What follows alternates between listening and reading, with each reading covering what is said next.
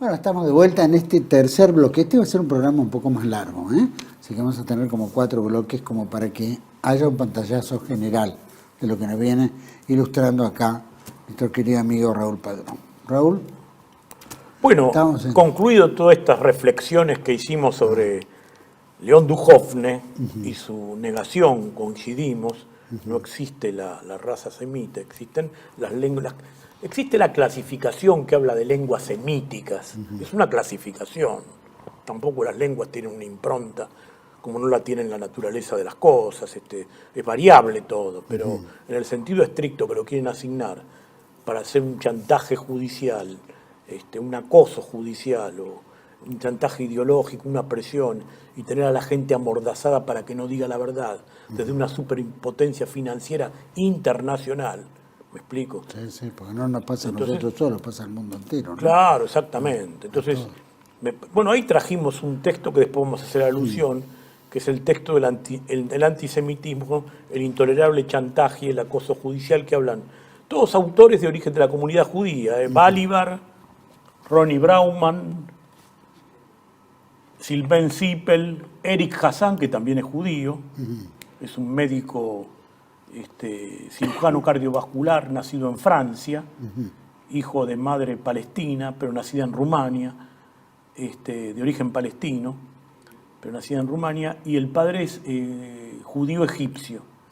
Y él es uno de los que acuñó esta expresión, el intolerable chantaje del antisemitismo y el acoso judicial, porque no pasa solamente en Argentina, ¿me explico? Sí. Y hay otros escritores como Daniel Lindenberg, Dennis Stiffer, toda la colectividad, o Michael Warshawski. Esto lo compiló un editorialista argentino, profesor de filosofía, autor de este libro, la Biblia, esto para la información que piden los jóvenes, ¿no? Que es muy interesante. La Torá o la Biblia leída por los ojos de los cananeos. Se llamaba Zaha Hadid, está fallecido, ¿no? Fue un importante militante nacional, patriota, un hombre de bien, profesor de filosofía, con una extensa trayectoria. Yo lo presenté en el Movimiento Cultural Sirio cuando se hizo la edición de este libro de Editorial Canaán. Pero, volviendo a lo que estábamos conversando, estimado Juan Manuel, quisiera decirte que estábamos en el tema de León Duhovne y que nos hablaba del mito de la... Bueno, el mito proviene casualmente del tema del diluvio universal, de la presencia de Noé y sus hijos Sem, Can y Jafet, que decía, dicho de paso, desde el punto de vista genético, todas las razas son iguales, entonces, porque si todos provienen de esa tríada, los hermanos tienen identidad genética, ¿me explico? Y eran hermanos. Ellos dicen que uno dieron origen a los del Medio Oriente, otros los de África, después dicen los de Canaán también, porque los cananeos vienen de Cam.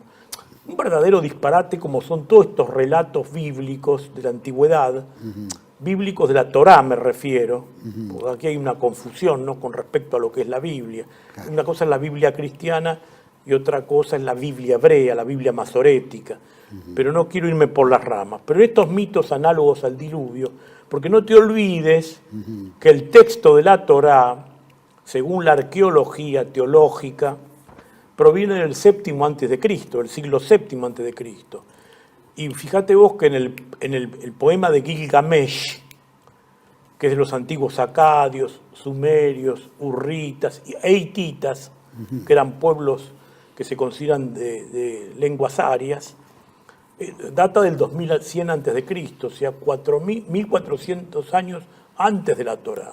Bien puede haber sido tomado a manera de transcripción o plagio, como dicen algunos. Y está el mito griego también, ¿me explico? De la época de Deucalión y Pirra que se habla, que después lo reproduce Ovidio en el siglo I, ya posteriormente. Pero se calcula que el mito griego la gran hecatombe universal es del año 2000 antes de Cristo, o algunos dicen más, ¿no es cierto? Y después están los libros Veda, el Rig Veda y otros más, que hablan de un diluvio universal, y está en el Shatapatha Brahmana. Ahí también está contenido la historia que narra la historia de Manú y el pez, ¿me explico? Y siempre aparece la paloma también, vos viste que la paloma aparece en el texto torácico del libro del Génesis. O sea que de esto también, como dice Guénon, habla de la tradición primordial. Otros hablan de plagio, pero hay una tradición, digamos, que donde ha sido tomado esto. No es originario esto del pueblo hebreo. ¿Me explico? Esto no es una cuestión que han utilizado políticamente la gente de esa comunidad. Esto hay que tenerlo presente también. Porque, reitero, están utilizando todos esos relatos míticos, vamos a llamarlos así para no ofender a nadie, para hacernos creer que Dios es un agente inmobiliario, reitero, y que la Torá es un título de propiedad. Y esto no es así. Y que son el pueblo elegido, autoelegido, diría yo. ¿Me explico? ¿Cuál es el pueblo elegido? Y después hubo grandes cuestionadores del Antiguo Testamento desde distintas posiciones teológicas, filosóficas, historiográficas, distintas interpretaciones. Uno grande fue, por ejemplo, Martín Lutero, el gran disidente del cristianismo de la Iglesia Católica. Otro fue Julio Wellhausen, ¿no es cierto?, que hablaba de las cinco fuentes, la yavista, la eloísta, la deuteronomista y la sacerdotal, y cuestionaba desde una visión biblista, pero orientalista, alemán, cuestionaba el texto del Antiguo Testamento. Bueno, Baruch Spinoza, Benito Spinoza, Baruch Spinoza, condenado profundamente por el judaísmo, excomulgado y maldito por la comunidad judía de su época, que defendió una posición panteísta, cuestionó la autoría mosaica del Pentateuco, dice que no es de ese origen. El rabino, por ejemplo, Abraham Geiger, el Gaón Geiger, Gaón en hebreo quiere decir erudito, sabio, genio, ¿no es cierto?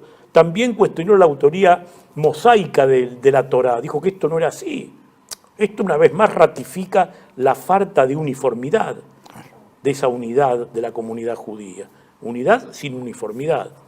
Bueno, Tomás Hobbes, por ejemplo, que tanto lo estudiamos en el colegio secundario, criticó la idea del pacto entre Dios y los israelitas.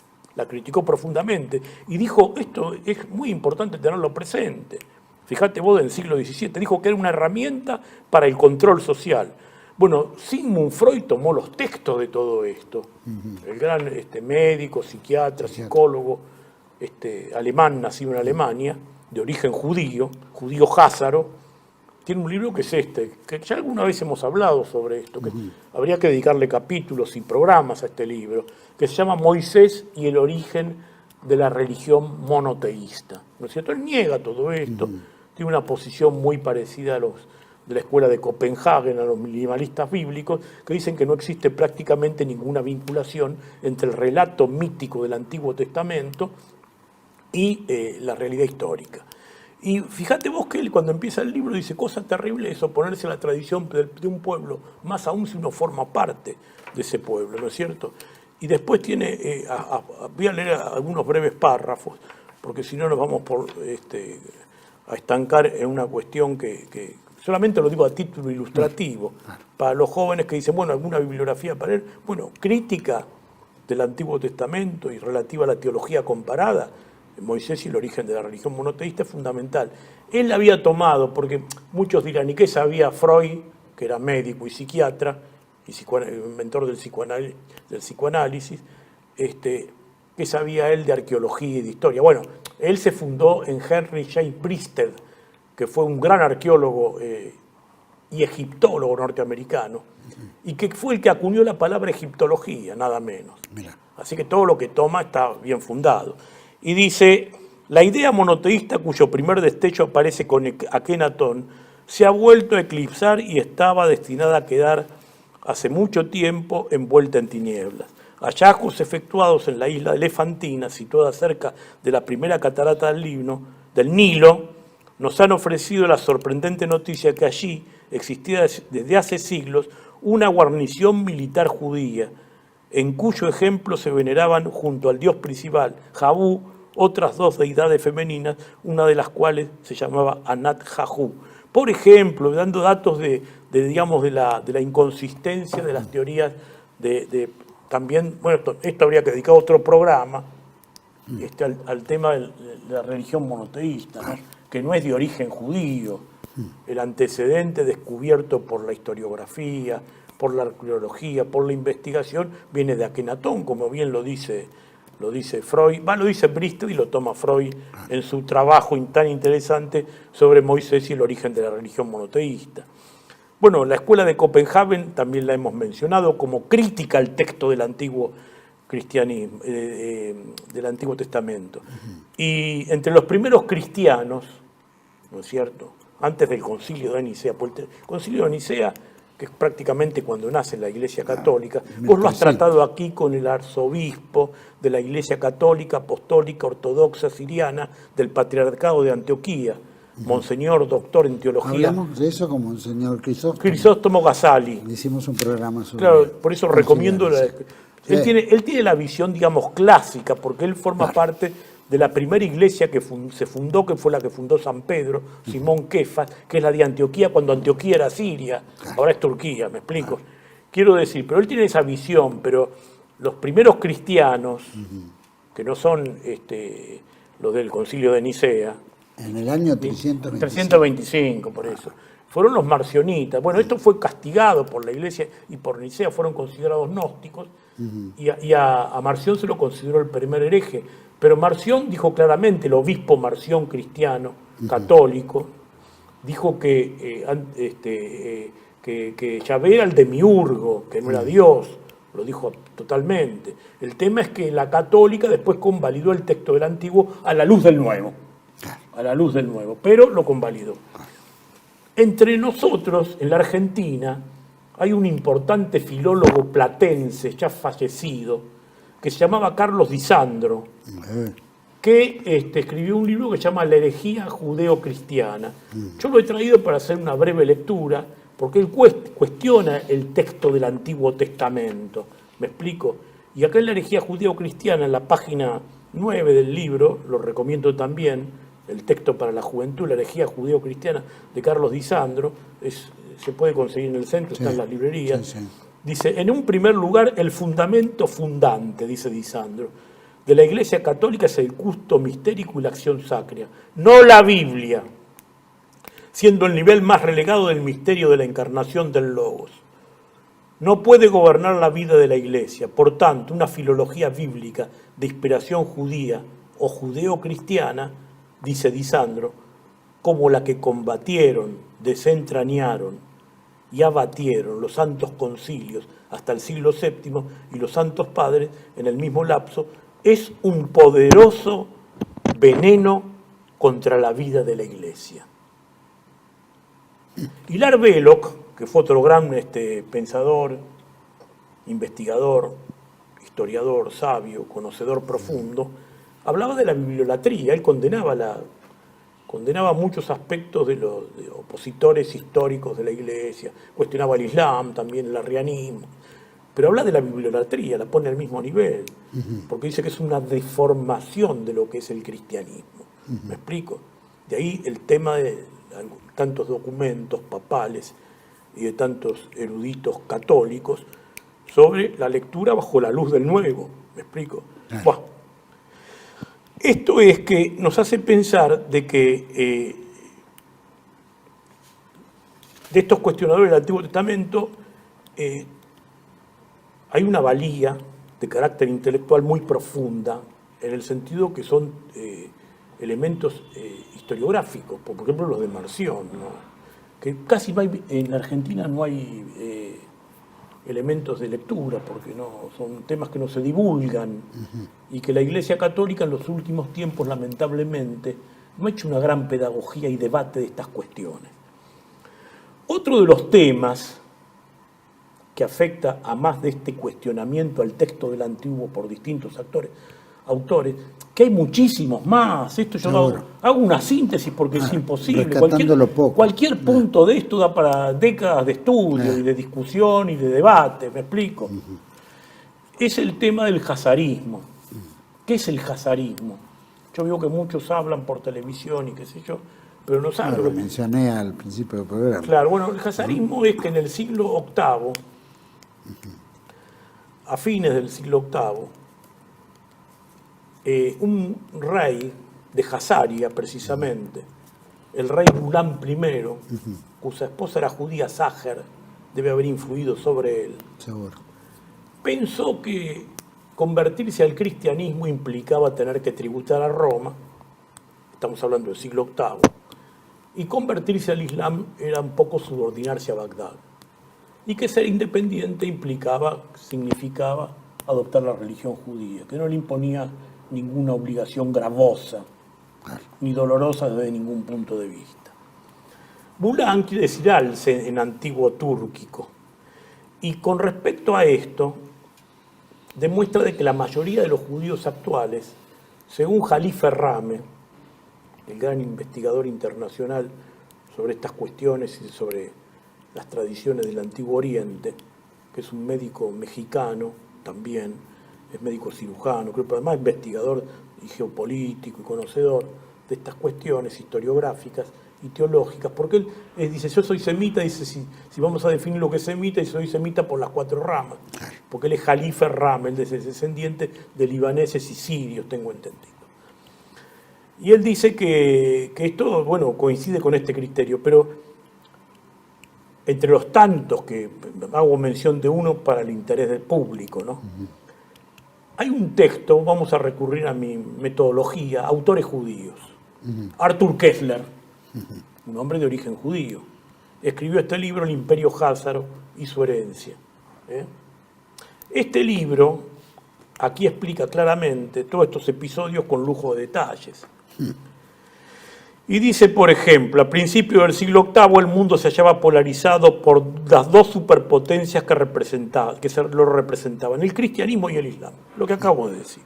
Las ideologías se confundían con las intenciones políticas que se servían de los métodos clásicos de la propaganda, la subversión y la conquista militar. El imperio házaro representaba una tercera fuerza que se había mostrado de la talla de las otras dos, ya como adversario o ya como aliado. Pero este imperio no podía mantener su independencia adoptando el cristianismo o el islam, pues cualquiera de estas dos elecciones le llevaría rápidamente a someterse a la autoridad del emperador bizantino o del califa de Bagdad. Resultante fue ascribir a la religión judía, abrazar una tercera religión que no dependía de ninguna de las otras dos y que representaba su común y venerable origen. Quiere decir, esto lo dice, por ejemplo, un autor de origen hebreo, no lo digo yo, no es una opinión mía, que este libro también es conocido como la 13ª tribu, porque ellos hablan de 12 tribus, en razón de los hijos de Jacob, cada uno es fundador de una tribu. No hay una de esas, no tercera, dice que hoy sería la más numerosa, porque según Jalil Ferrame, que yo recién lo mencionaba, el 90% de la población de la entidad sionista o Estado de Israel es házaro. Claro. Se los ve. Otro autor, que no es de la colectividad judía, que se lo considera un crítico del judaísmo, pero yo no lo considero un hombre objetivo, fue Ernesto Renan, el francés, que tiene este libro Cristianismo y Judaísmo. Cristianismo y Judaísmo. Y en este libro explica el tema del hazarismo, también lo menciona. Dice, tenemos un acontecimiento histórico más importante, más próximo a nosotros, y que parece haber tenido consecuencias más graves, la conversión de los házaros, sobre la cual tenemos datos precisos. Ese reino de los házaros, que ocupaba casi toda Rusia meridional, adoptó el judaísmo en primeros tiempos de Carlomagno. Con este hecho histórico se relacionan los caraítas de Rusia meridional y esas inscripciones hebraicas de la Crimea, donde desde el siglo VIII se encuentran nombres tártaros o turcos como Toktamich. ¿Acaso un judío de origen palestino se hubiera llamado nunca Toktamich o en lugar de llamarse Abraham, Levi o Jacobo? Evidentemente, no. Este Toktamich era un tártaro convertido o hijo converso. La conversión del reino de los házaros tiene una importancia considerable en la cuestión del origen de los judíos que habitan los países danubianos. Todavía no existía Israel cuando escribió esto, ni soñaban con. Y mediodía de Rusia. Estas regiones enserian grandes masas de poblaciones judías que no tienen nada o casi nada de judías. Estas poblaciones judías que no tienen nada o casi nada de judías desde el punto de vista etnográfico. Un dato más para comprobar que el antisemitismo no existe, porque no existe el semitismo como raza o como grupo étnico, social, cultural, etcétera, etcétera. Casualmente, haciendo una investigación sobre Manuel Dorrego, que poco tiene que ver con lo que estamos tratando, y hago la aclaración por qué digo esto, porque hay un libro escrito por Antonio Calabrese, un verdadero disparate, que se llama Dorrego, el héroe y sus tribulaciones. En ese libro empieza, primer renglón, dice: Dorrego fue un niño judío y fue educado como tal. Un disparate, no hay ningún dato, elemento, a tal punto que en la página 56 del mismo libro, de esa edición, dice que no hay ningún elemento documental que pruebe que Dorrego fue judío. Pero es otro tema. Pero en ese libro, Antonio Calabrese, un verdadero aventurero de la historia y de la investigación, lamentable lo de Calabrese, en ese libro dice que Dorrego descendía del linaje del médico judío del siglo X, de la corte de Abdurrahman en España, Hasdai ibn Shaprut. Investigando a Hasdai ibn Shaprut en el libro de Erna Schlesinger, judía, grandes figuras del judaísmo, descubro que Hasdai ibn Shaprut, que era un hombre sabio, culto, preparado, médico, fue el primero que hizo un sistema de adelgazamiento, de bajar de peso, ¿no es cierto? Atacar el colesterol y esas cosas que en esa época no se conocían en esos términos. En este libro, cuando habla de Hasdai ibn Shaprut, dice: la larga serie de judíos distinguidos de España empezó con Hasdai ibn Shaprut, 912-970. Sirvió en la corte de los califas omeyas, en su doble condición de médico e inspector de aduanas. Pero después dice: la correspondencia que Hasdai mantuvo con el rey de los Hazares le permitió conocer y rumores de la existencia de un monarca judío, siglo X, porque ahora los judíos actuales están negando esto, lo de Arthur Keller. Pero esto del siglo X, no es de Arthur Keller, ni es acción política, no es lavado de cerebro, no es reeducación mental, no es propaganda política, no es acción negativa contra el sionismo, no, esto del siglo X, todo eso no existía. Hasdai dice: llegaron rumores de la existencia de un monarca judío de la tierra de los Hazares, en el linde de Europa y Asia. Primero, Hasdai no quiso dar crédito a los hombres que le trajeron la noticia, pensando que la inventaron para captar las simpatías del estadista judío. Pero viajeros de Constantinopla, quienes interrogó, confirmaron la verdad de la historia, y Hasdai despachó enseguida con ellos un mensajero de confianza para tomar contacto con los Hazares. Dice: en su respuesta, Hasdai al rey José expresa con elegante estilo hebreo su alegría de ponerse en contacto con los hermanos distantes y aclara con toda franqueza que ni él ni sus súbditos son descendientes de las tribus perdidas, sino conversos. Expone la historia de su reino, la forma como Bulán o Hagán de los Hazares, una raza predominantemente blanca que vivía cerca del Mar Caspio, abrazó el judaísmo en el siglo VIII. Solo a los de religión judía les estaba permitido ascender al trono, y también el séquito de los reyes y muchos súbditos eran judíos, pero una minoría. Bueno, esto es clarísimo, y esto lo dice Erna Schlesinger, y toma, digamos, elementos documentales del siglo X, elementos documentales, no son suposiciones Y esto pertenece a este libro, Editorial Candelabro, Buenos Aires, me explico, no es un invento mío. Editorial Candelabro, esto fue editado acá en Buenos Aires, en la República Argentina, en el año 48. Es una editorial judía, ¿no es cierto?, que convalida esto. Claro, todavía no estaba el debate de la... Otro de las personalidades que nos afecta y nos parece importante evocar, que no es palestino, es Massim Kunziyeh, que en un libro magnánimo, que se llama Compartir la tierra de Canaán, después rectificó este criterio. Esto lo escribió en un momento, después rectificó este criterio de compartir la tierra por el maltrato que recibió en en la entidad sionista, en el autodenominado Estado de Israel. ¿Y por qué digo esto? Porque voy a hacer la aclaración. Massim Cousier es biólogo, pero también es máster en zoología y sistemática evolutiva y es doctor en genética de la Universidad de Texas. Está nominado para el Premio Nobel de la Paz y tiene ciudadanía norteamericana.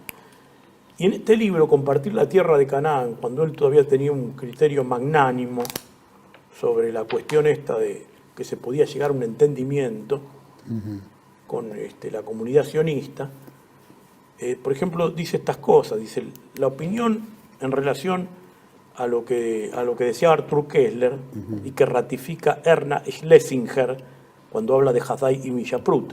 Dice, las afirmaciones de un único origen judío se ven cuestionadas ahora por una variedad compilada de datos increíblemente ricos, provenientes de fuentes históricas, arqueológicas, biológicas y otras. La investigación de Arthur Koestler, un judío askenazi, demuestra que la mayoría de los askenazis son házaros.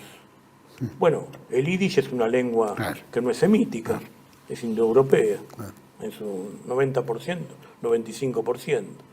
Conversos con vínculos más estrechos con el pueblo eslavo que con el semita, o con lo que se llama semita. Esta conclusión se ve reforzada por la evidencia del desarrollo del lenguaje, verbigracia, el origen y la historia del yiddish y la ausencia del uso del arameo, más claro imposible, en las antiguas fuentes házaras judías, y ahora por la genética. Pero esa no era una afirmación nueva. En el sitio web de la Organización Sionista de Estados Unidos de América hallamos esta precisa descripción de Kevin Bruch. La opinión aceptada ahora entre la mayoría de los estudiosos del campo es que la conversión de los házaros al judaísmo fue amplia y no se limitó solo a la casa real y a la nobleza.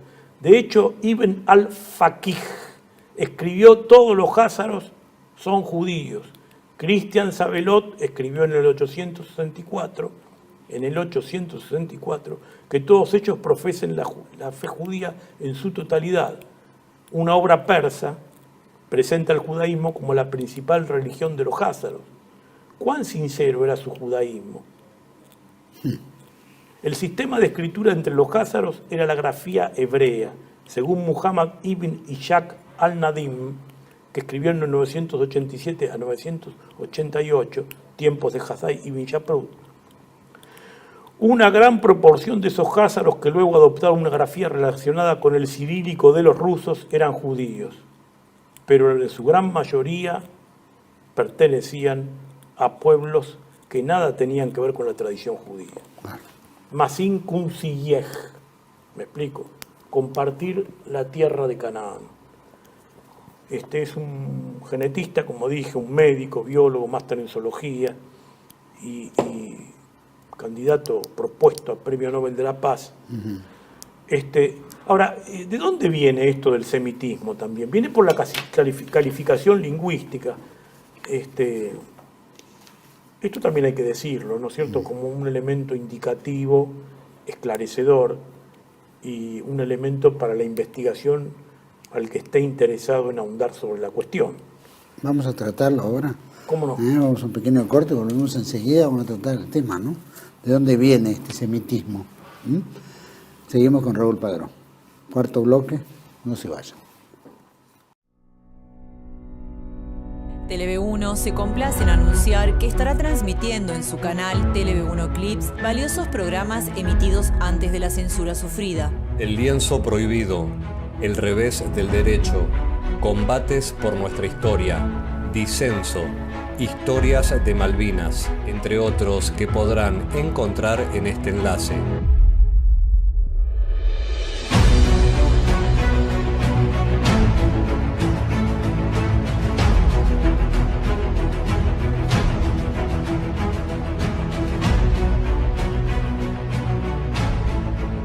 Agradecemos su aprovechamiento y difusión. Bienvenidos a CEPA, Centro de Estudios del Pensamiento Americano.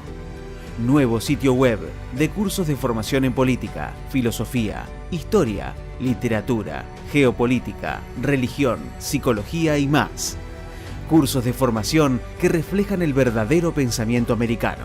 Lo invitamos a elegir el curso de su agrado ingresando en www.cepa.la.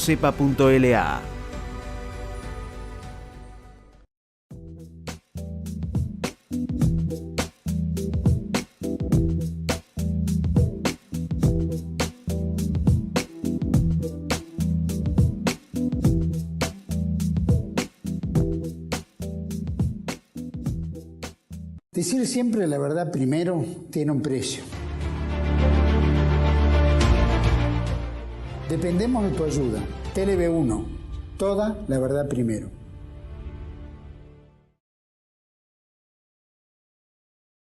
Residencia como en casa, siempre contigo. Es un hogar habilitado en la ciudad de Buenos Aires con más de 30 años de experiencia en el cuidado de adultos mayores. Ubicada en el barrio de Villa Real, en pasaje Francisco Bauzá 2372, casi esquina Tinogasta. Ofrecemos atención personalizada y un ambiente cálido para nuestros abuelos. Contamos con habitaciones premium, con baño privado y TV por cable, menú supervisado por nutricionista, cocina de primera calidad, jardín terraza para el esparcimiento y conectividad para videollamadas y llamadas telefónicas. Además, ofrecemos servicios opcionales como peluquería personalizada y confección de ropa a medida.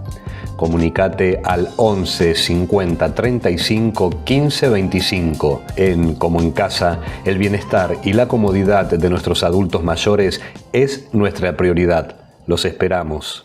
Estamos de vuelta en este cuarto bloque con Raúl Padrón y íbamos sobre el tema de la lengua semítica, si no me equivoco, ¿verdad? Sí, estábamos hablando precisamente de que lo de semita venía de las lenguas semíticas, que coincidimos ahí con la expresión de distintos autores, ¿no es cierto?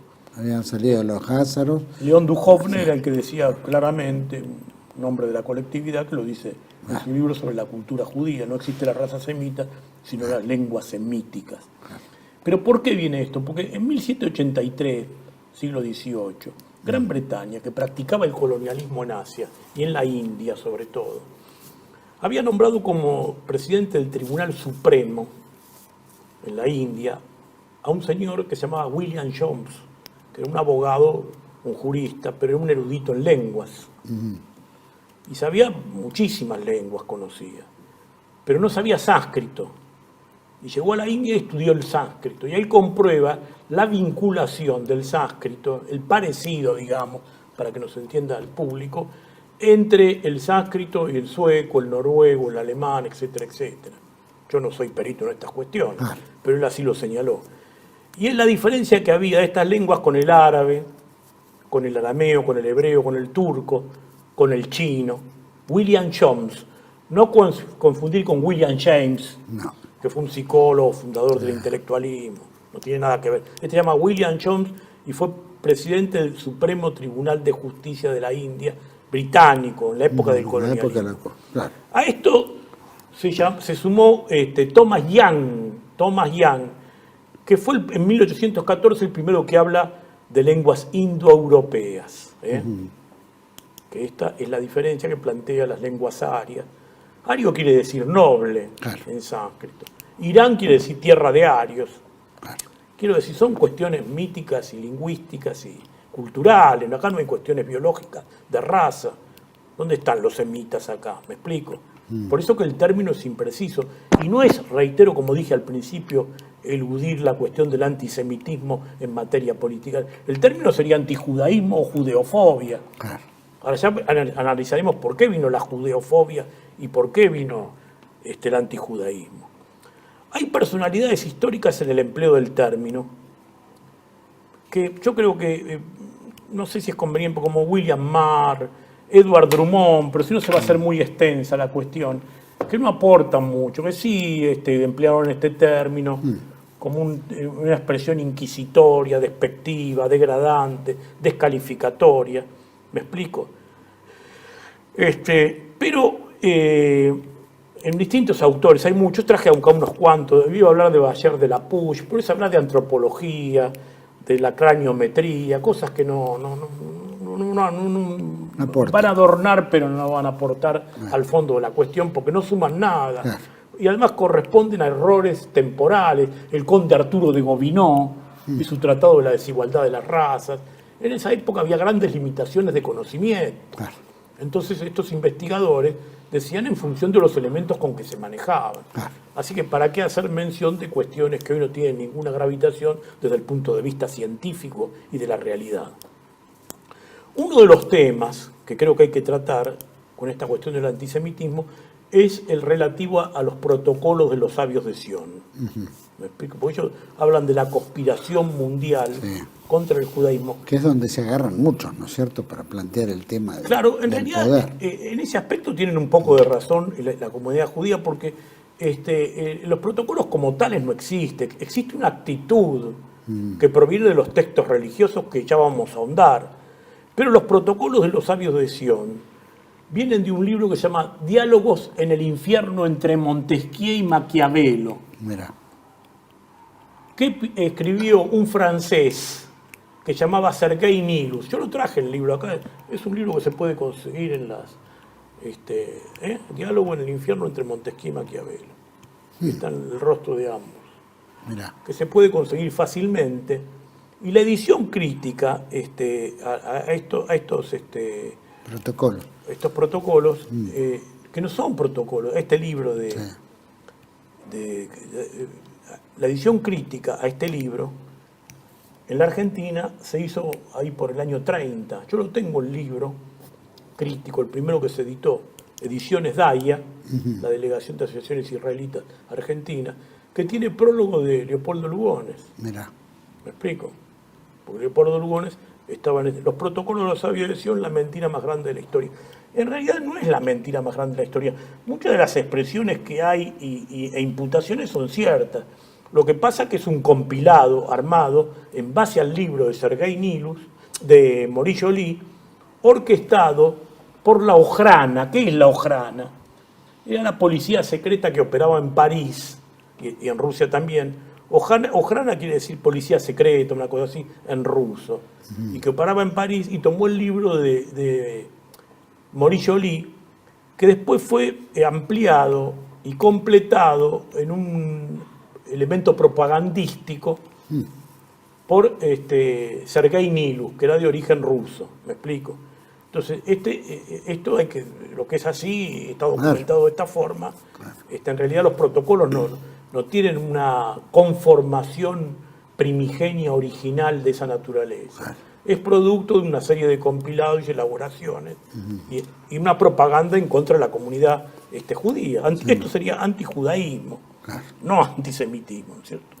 Ahora, el antisemitismo en la Argentina, ¿no es cierto?, y en el mundo, habría que analizar bien, ¿no es cierto?, porque ¿por qué existe antijudaísmo?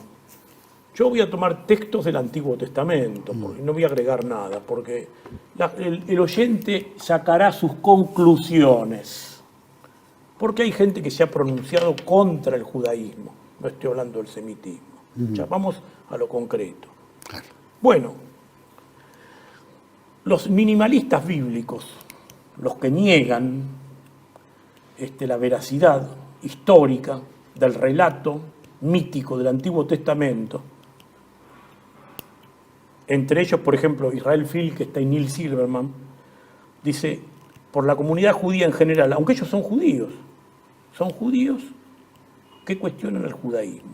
Ellos argumentaron poderosamente que evidencias cruciales, o la ausencia de evidencias, en excavaciones en Palestina, Israel, Egipto, Jordania y el Líbano, sugieren que muchos de los más famosos relatos de la Biblia hebrea, de los viajes de los patriarcas, el éxodo de Egipto, la conquista de Canaán por Josué y el supuestamente vasto imperio de David y Salomón, están cuestionados. No reflejan los verdaderos hechos históricos, sino más bien un mundo imaginario de los autores más tardíos de la Biblia. Esto está en la Biblia desenterrada, no es este libro, de Israel Finkelstein, que yo no lo he traído porque...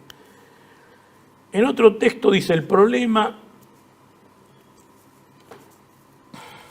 La educación occidental ha inventado un antiguo Israel y silenciado la historia palestina. Dicen los arqueólogos e investigadores judíos que están en contra del Estado de Israel.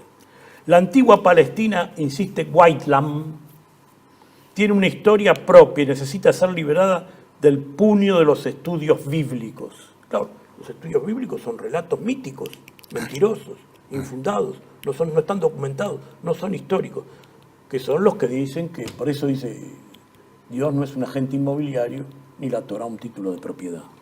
El problema de la historia palestina ha permanecido sin mencionar dentro de los estudios bíblicos, silenciado por la invención del antiguo Israel dentro del perfil del Estado-nación europeo. Solo después de que sean reveladas las implicaciones de esta invención, la historia palestina será liberada de los constreñimientos de los estudios bíblicos y del estudio que le ha dado forma. Kate Whitelam. Ahora, ¿por qué surge, como dice Bernard Lazare, por qué surge el odio al judaísmo y todo eso? Vamos a hacer algunas lecturas, por ejemplo, de un texto del Génesis.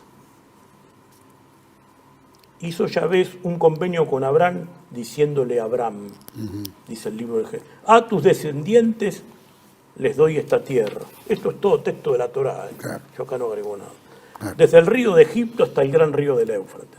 Por la protección actual del gran Israel, del criminal genocida ladrón Netanyahu.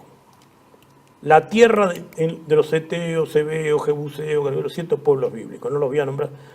Ya no te llamarás Abraham, sino que tu nombre será Abraham, porque te he hecho ancestro de una multitud de naciones. Te haré fructífero y en exceso haré naciones de ti. Y cosa que no ocurrió. Hoy los judíos en el mundo son el 0,3 con suerte de la población mundial. Y haré naciones de ti, y reyes vendrán de ti. Habrá mercenarios, sirvientes, en esta parte geográfica occidental del mundo. Pero, ¿qué reyes hay? Reyes truchos impuestos por el imperialismo anglo-británico. Qué sé yo, el rey Abdullah, hijo de Juliette Gardiner, la madre de Abdullah, es inglesa. Habla el árabe con acento inglés. En Jordania, o el hijo de Bin Salman, pero ¿dónde están los reyes? Además que no son absolutamente genuflexos y complacientes, hay diferencias, ¿no? Y estableceré mi convenio entre tú y yo y tu descendencia a través de generaciones en un convenio eterno, de ser Dios para ti y para tu descendencia, después de ti, y te daré a ti y a tu descendencia después de ti la tierra donde ahora eres un extraño. Usted está reconociendo, bueno, Abraham viene de Ur de Caldeos, es sobre Irak. Cuando entra a Ursalán, Jerusalén, ¿quién es el rey de Jerusalén? Malik al-Sadiq, Melquisedec, que le da la bendición inclusive. Hasta en el texto de la Torá lo reconoce, que esa tierra no les pertenecía. Más claro, imposible. No sé dónde están los derechos. Bueno, es la promesa de Dios, dicen ellos. Toda la tierra de Canaán en tenencia perpetua y yo seré tu Dios. Yo no conozco Dios que necesite dar algo para que lo acepte. Recibir veneración. He venido a sacarlos de entre egipcios y llevarlos fuera de esta tierra a una tierra buena y espaciosa, una tierra que emana leche y miel, al país de los cananeos, los eteos, los heveos, los jebuseos, los gergeseos, los idumeos, etcétera, etcétera. Dice, yo exterminaré, está en el texto de la Torá, por eso que no me hablen de terrorismo, que no me hablen de racismo, que no me hablen de exterminio, que no me hablen de discriminación, que no me hablen de segregacionismo. Yo exterminaré, dice el texto, en el Éxodo está, cuando mi ángel vaya delante de ti y te lleve ante los cananeos, los eteos, los 7 pueblos bíblicos, a los que yo exterminaré, le dice Yahvé. No adorarás ni darás culto a dioses, ni seguirás sus prácticas. Antes bien, los demolerás y romperás sus pilares en pedazos. Éxodo 23, capítulo 23, 24. Lo que yo pienso origen del terrorismo. Éxodo 23, 27, 33. Escuchá lo que dice. Yo no leo el texto de la Torá, del Antiguo Testamento, el libro del Génesis, libro primero. Enviaré mi terror, esto es el Éxodo, es el libro segundo, no es el primero. Enviaré mi terror delante de ti y haré que todos tus enemigos huyen. Enviaré mi terror, eso es terrorismo. Y enviaré pestes delante de ti, las que sacarán a los hebeos, eteos, los 7 pueblos bíblicos. No los dejaré acercar en un año, poco a poco los alejaré de ti, hasta que hayas crecido y poseído la tierra. Te daré fronteras hasta el Mar Rojo, hasta el mar de los filisteos, y desde las tierras salvajes hasta el Éufrates. Porque pondré mi mano sobre los habitantes de la tierra, y tú los expulsarás delante de ti. No harás convenios con ellos ni con sus dioses. Ellos no vivirán en tu tierra. Por eso la matanza, por eso el genocidio, por eso la matanza de niños, de mujeres embarazadas, lo que se llama mal, erráticamente limpieza étnica. Eso no es limpieza étnica. La limpieza étnica habría que hacerla con los asesinos, los criminales, los ladrones, los genocidas, los racistas, los endogámicos, los ocupacionistas. Ellos no vivirán en su tierra, no, en tu tierra, no es la tierra de ellos. O te harán pecar en mi contra. Si rindes culto a sus dioses, seguramente será una trampa para ti. Bueno, hay muchos textos. Yo invito a la lectura de esto. Todo el mundo tiene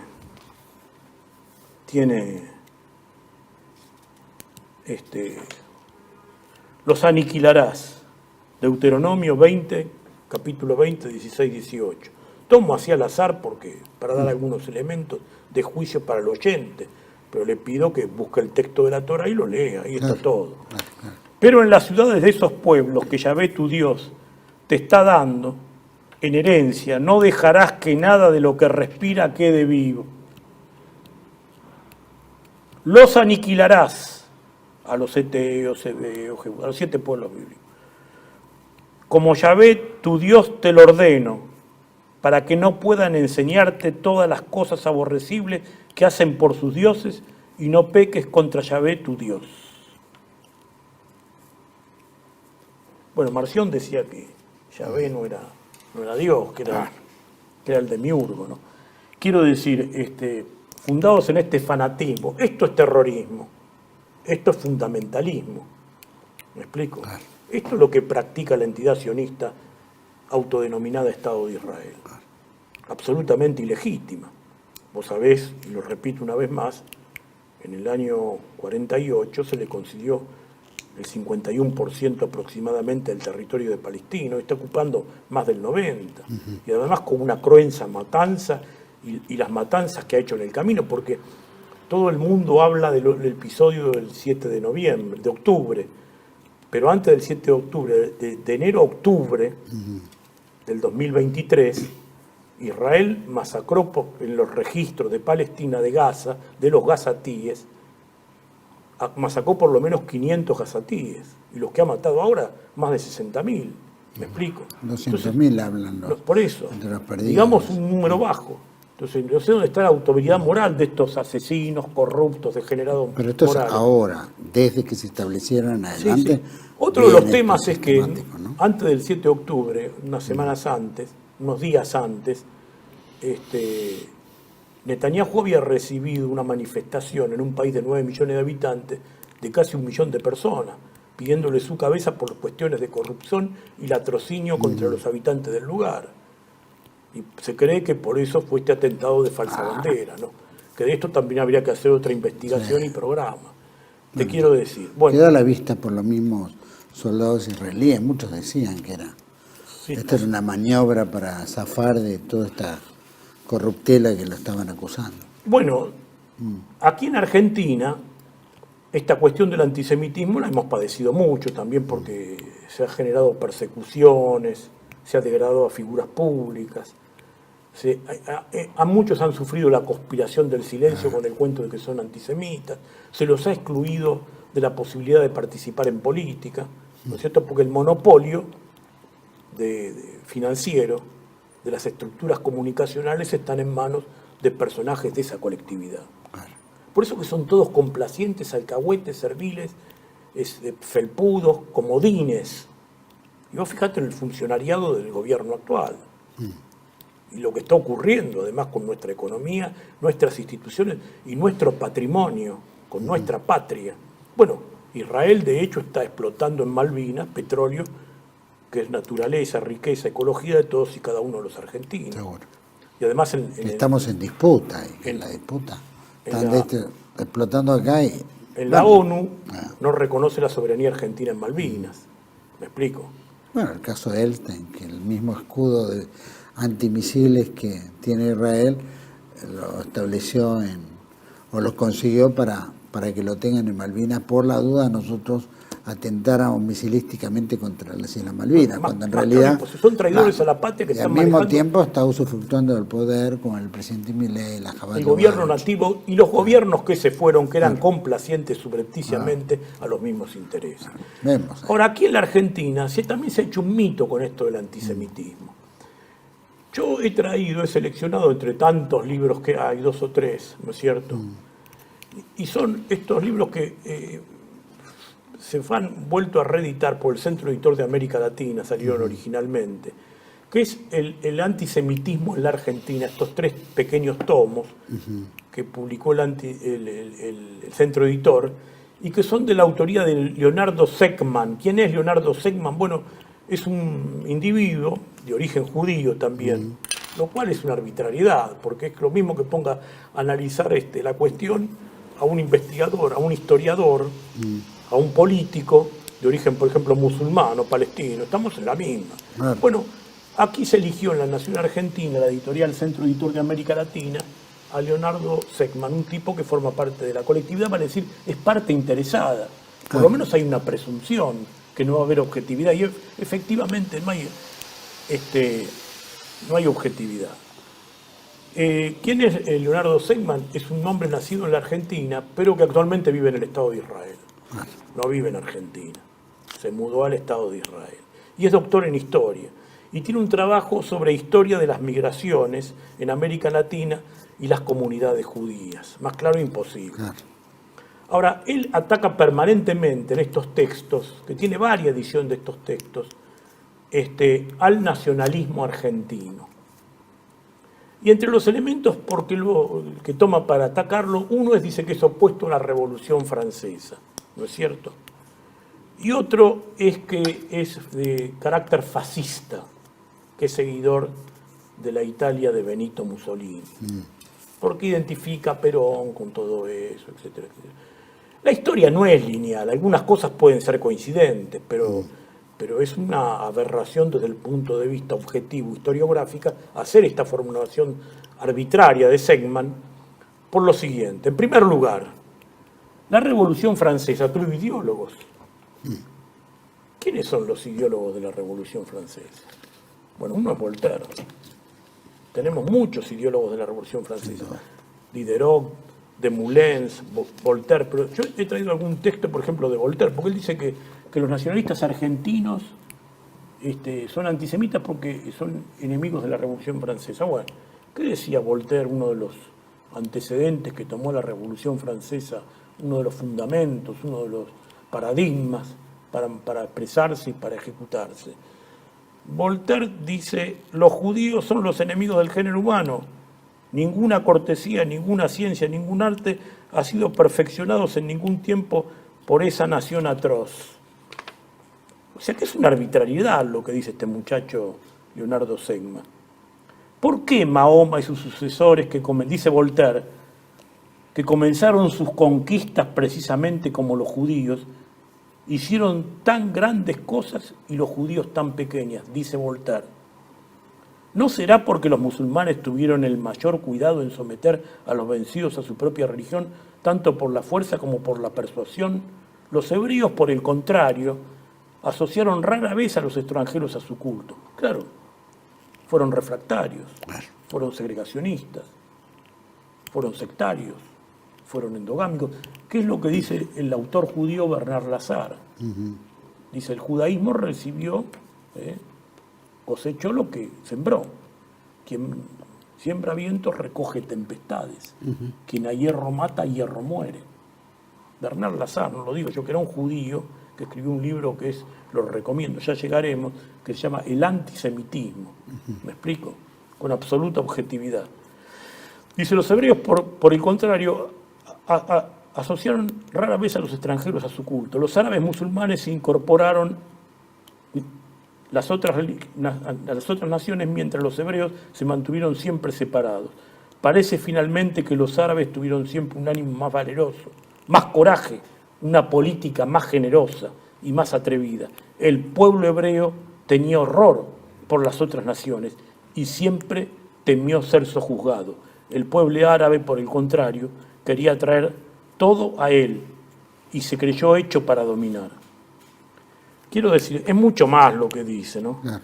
Es mucho más, pero no quiero, solamente invito a la lectura de los oyentes, si les interesa, de que, bueno, se equivoca el Leonardo Seigman cuando dice que se toma a los ideólogos de la Revolución Francesa, porque, por ejemplo, Diderot, otro ideólogo de la Revolución Francesa, dice, y ustedes, le dice a los judíos, pueblo bruto y resentido, hombres viles y vulgares, esclavos merecedores del yugo, talmudismo, que soportan, vayan, recojan sus libros y aléjense de mí.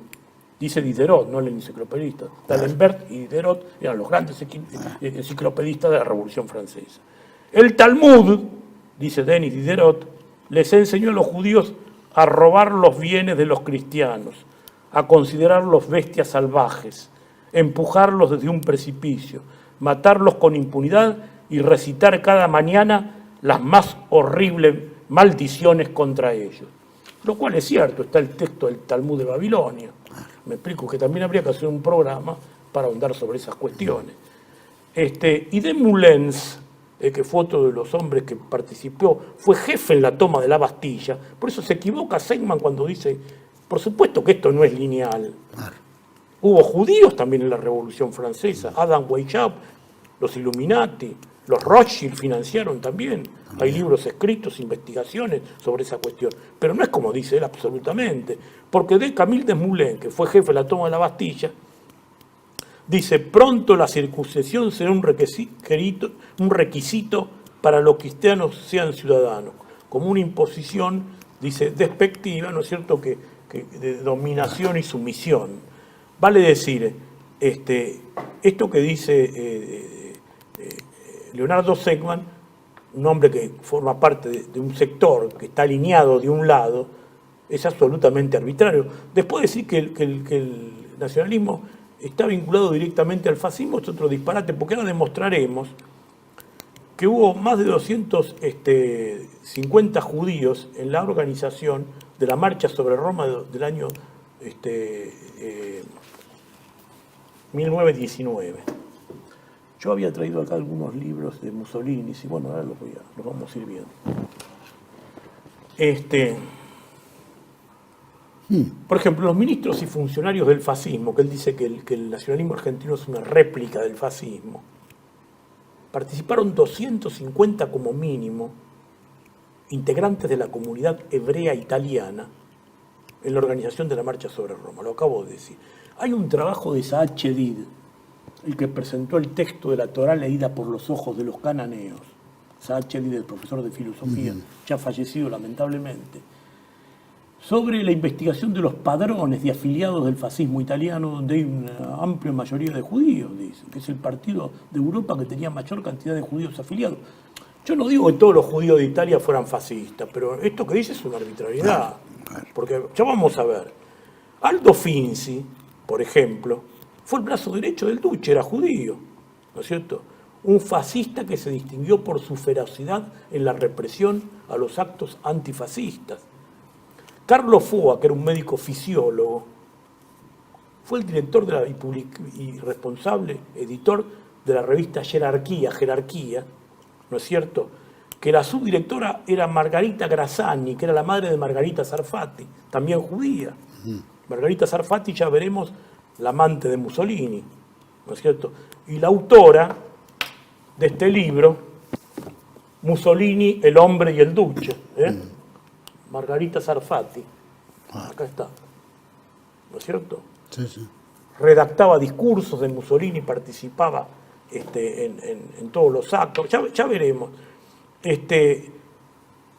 La madre, Margarita Grassini, era la subdirectora de Jerarquía, que por acá hay una revista de toda esa historia, Margarita Grassini, esposa de Cesare Sarfatti.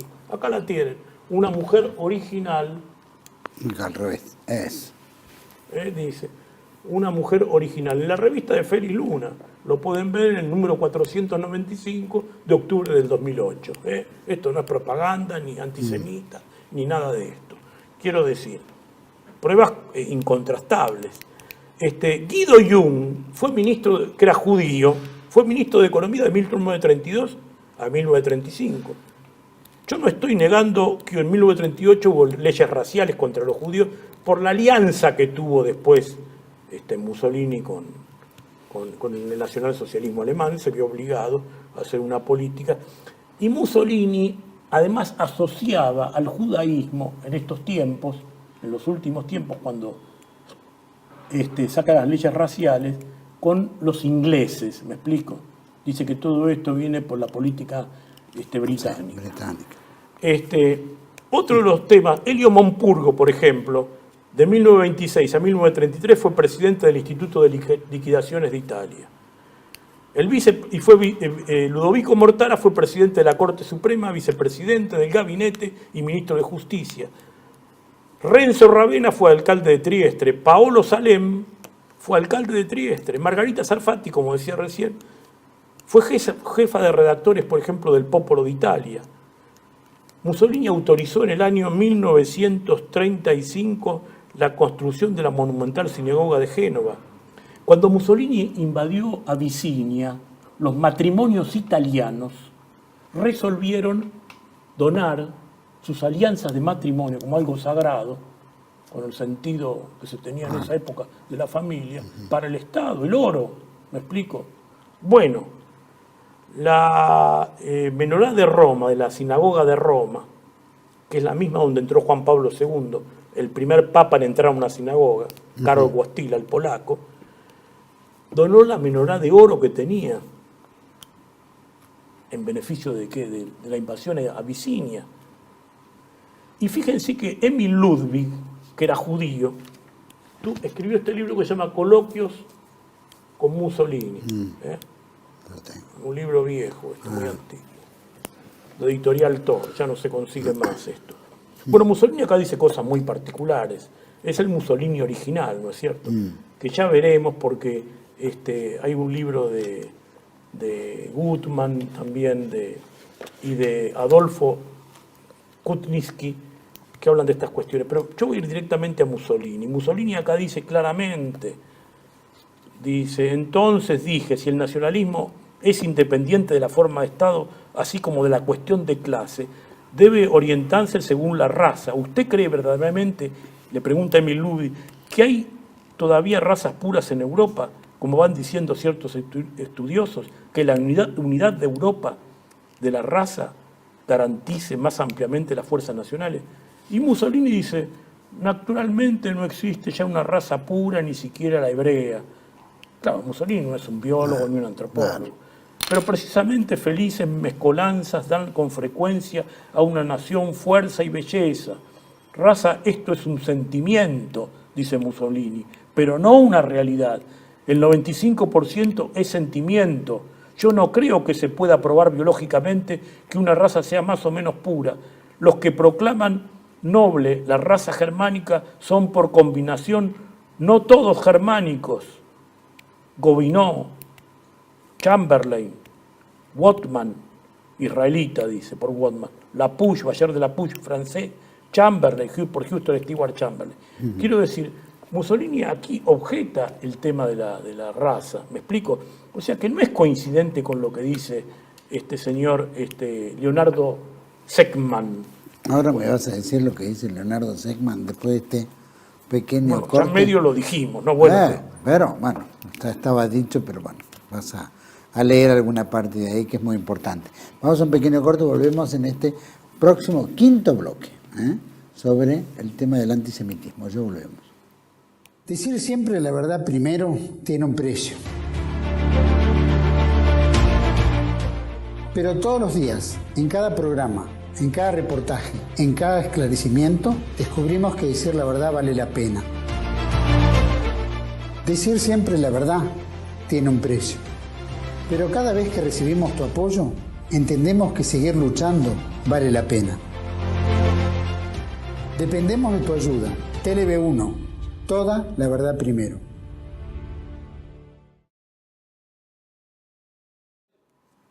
Bueno, estamos en el quinto bloque, con Raúl Padró, tratando todo este tema del antisemitismo, semitismo, en fin.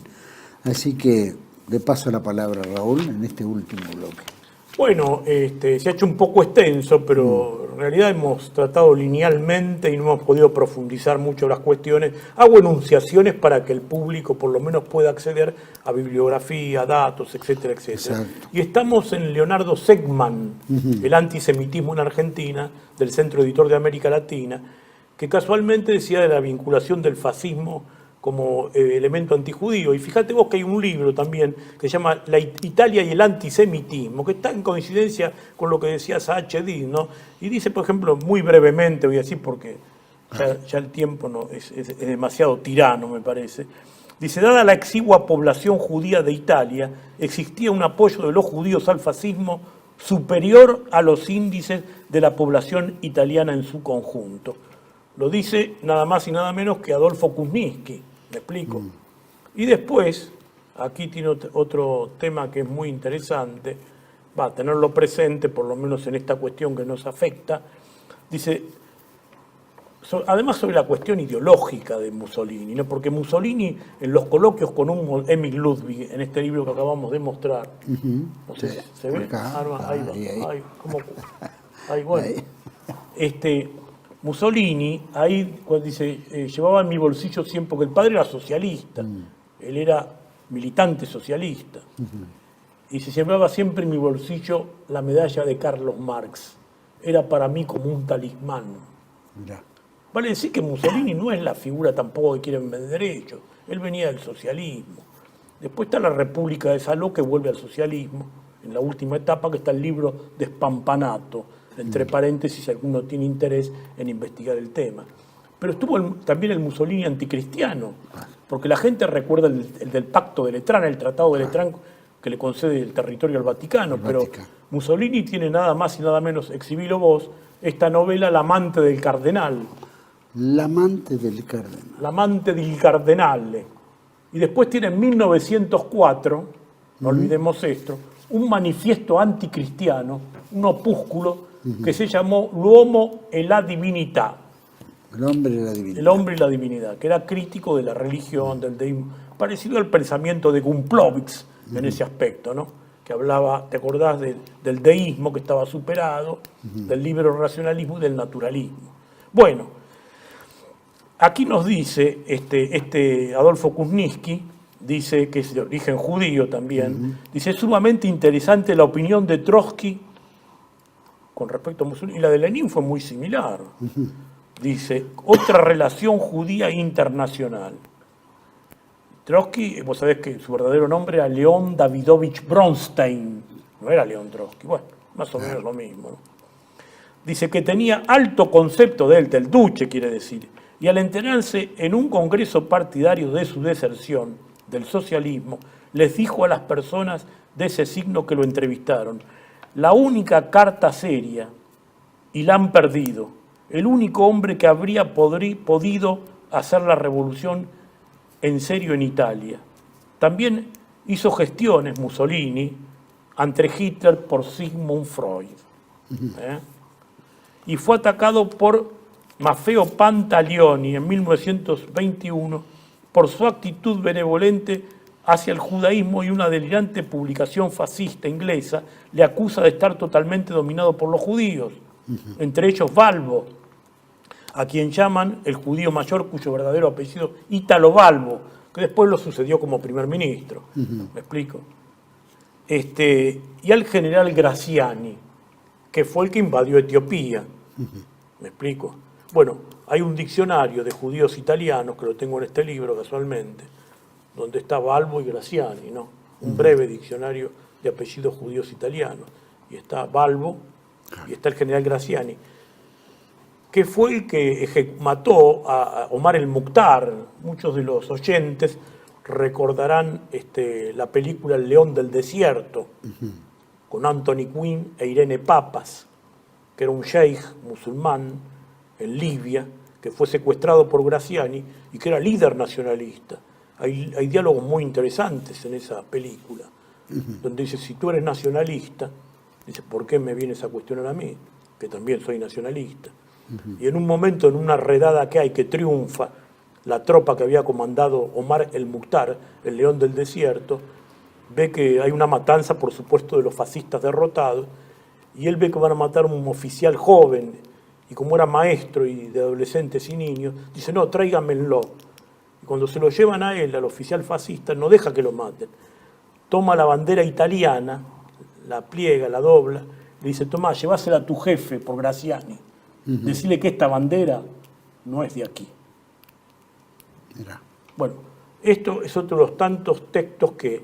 Ahora, hubo otras cuestiones. En la cuestión judía en la Argentina también la trató Sebrelli, que hizo una compilación de textos bastante afín a lo que es Sebrelli, pero está en su derecho. Claro. Pero lo que me pareció curioso esto, que por eso lo quiero mencionar, que siempre, viste, van a las cuestiones más menores, porque Sebrelli era un profundo militante antiperonista, era un gorila, como se le dice usualmente en el mundo de la política argentina.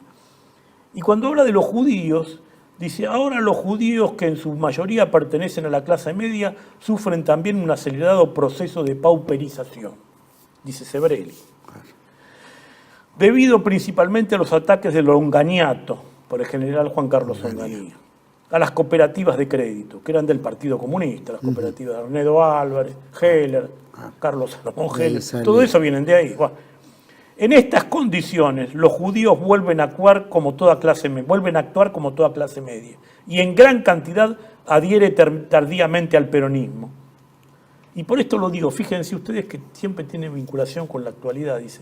Una de las primeras agrupaciones de estudiantes peronistas de la actualidad, el FEN, Frente de Estudiantil Nacional, está dirigida por un judío, Roberto Grabois.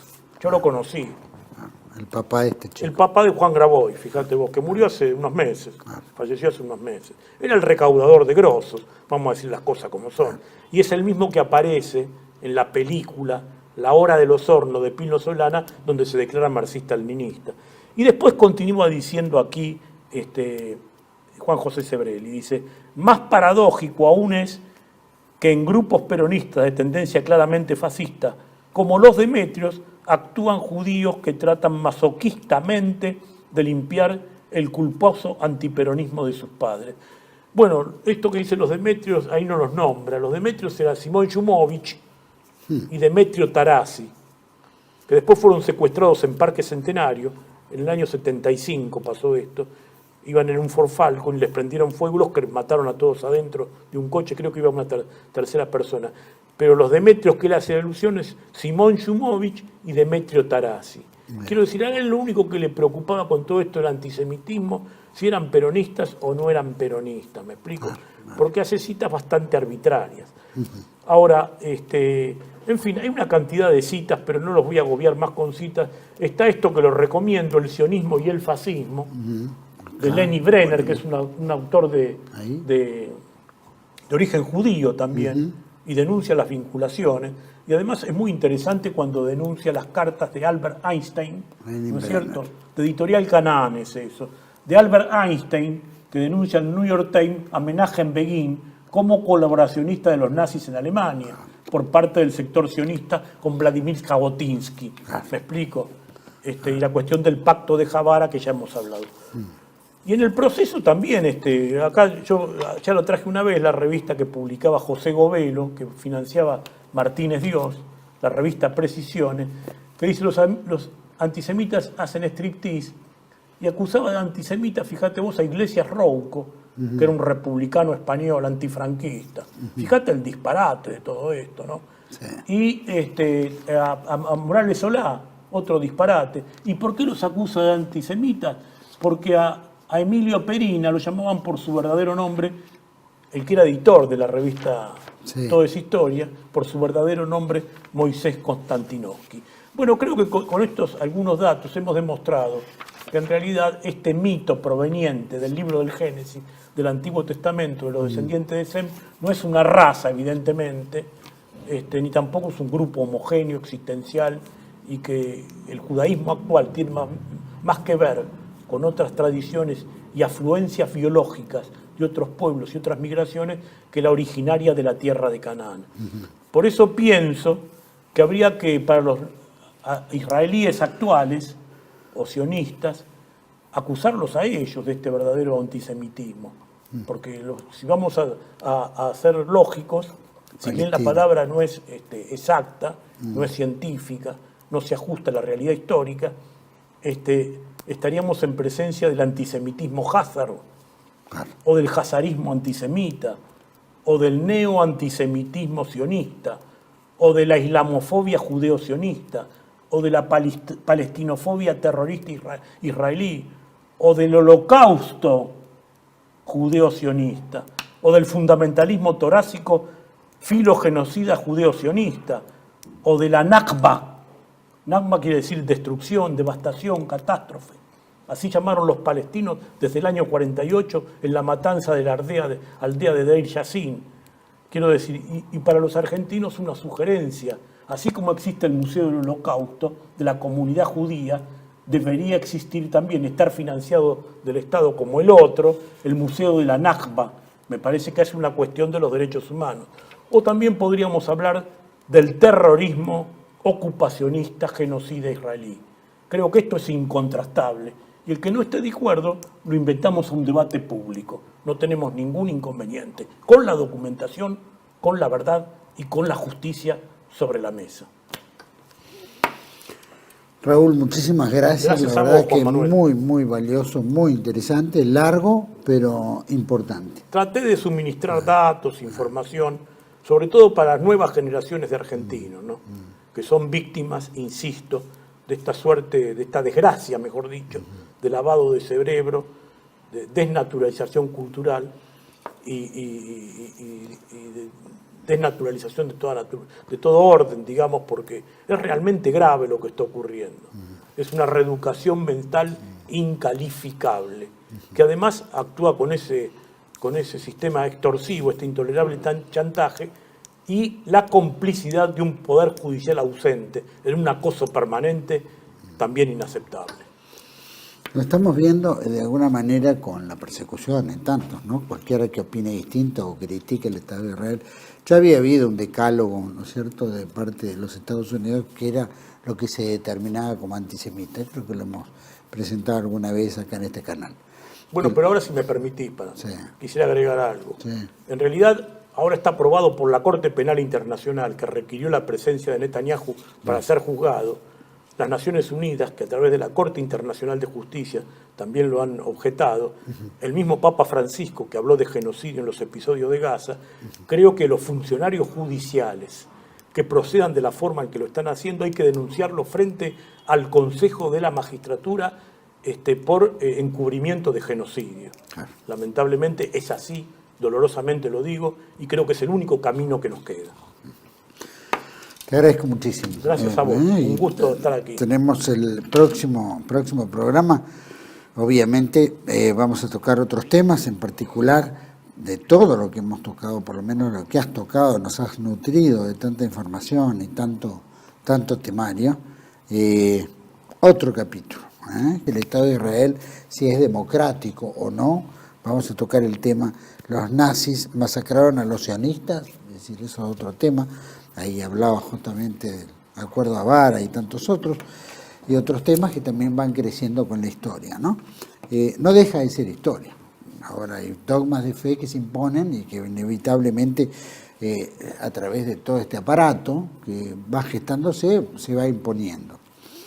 Es interesante porque obviamente necesitamos saber sobre el tema antisemitismo, semitismo, qué es, ¿no es cierto?, porque hay mucha persecución en la gente que realmente no está de acuerdo con determinadas políticas que se van llevando a cabo, empresarios o, ¿no es cierto?, acciones del Estado de Israel o de la IPAC o tantas organizaciones como la DAIA, la OSA y tantos que operan en la Argentina, que imponen un terror, un miedo, una persecución a cualquiera que diga el rey está desnudo, ¿no? Que en este caso estamos hablando de cómo opera Israel. Y simplemente en muchos se hacen eco de lo que la Corte Penal Internacional dice, ¿no? ¿Qué es lo que declara genocidio o no? Y quién es Netanyahu, y por supuesto el general Ato que lo acompaña y los ministros de Defensa, como tan claramente Raúl Padrón nos nutrió. Es importante todo este programa, sí, porque Raúl en este aspecto nos ha permitido conocer un pantallazo, ¿no es cierto?, general, de cómo se ve, cuál es la historia, de dónde viene, cómo se fomenta, ¿no es cierto?, y actualmente cómo también lo estamos viviendo. Así que creo que ha sido más que válido para nosotros, para todos ustedes. Espero que haya sido lo suficientemente claro. Espero que podamos seguir complementando otra programación relacionada también a temas que hay que esclarecer y que son importantes para todos nosotros. Así que los esperamos en otra entrega de Contracara, aquí por TLV1, toda la verdad primero. Gracias.